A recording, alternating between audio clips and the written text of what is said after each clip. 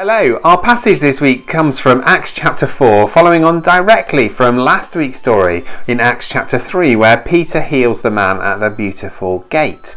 And following that, Peter and John are preaching and a crowd gathers, and Peter and John are arrested, and they come into this conflict situation where they have to defend what it is that they have been doing. And as we looked at this passage on Sunday, we thought about the fact that before they went into this conflict, they were speaking boldly and with confidence.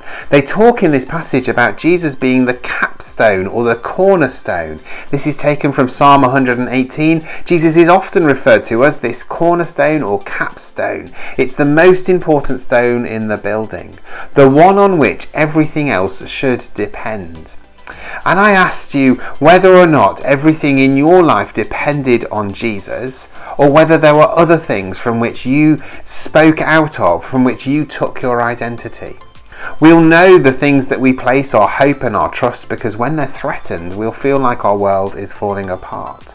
And yet Jesus is always there for us. We also thought about the fact that they spoke boldly and confidently, they testified to the truth, and they didn't waver from that truth at all. And again, I asked us to think about whether or not we are willing to share boldly and confident what we have seen God doing in our lives, and whether when we're defending our faith, we are tempted to twist or to change the truth in the name of compromise. And then thirdly, we saw in this passage that in response to this high stress, high conflict situation, they turned to praise and to worship, and once again were filled with the Holy Spirit.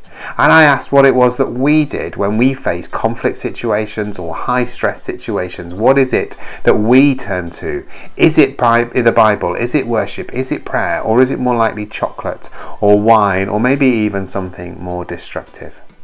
So as we go into this week then, perhaps we need to remind ourselves that Jesus is the cornerstone, the capstone of our lives, the one on whom we should trust and rely. Perhaps we need to be braver and bolder in sharing our faith, sticking to the truth of it and not wavering or trying to compromise in order to make it more palatable perhaps. And thirdly, to come out of these high stress, high conflict situations, or even just at other times, and draw near to God in prayer and worship and expect for Him to refill us with His Holy Spirit.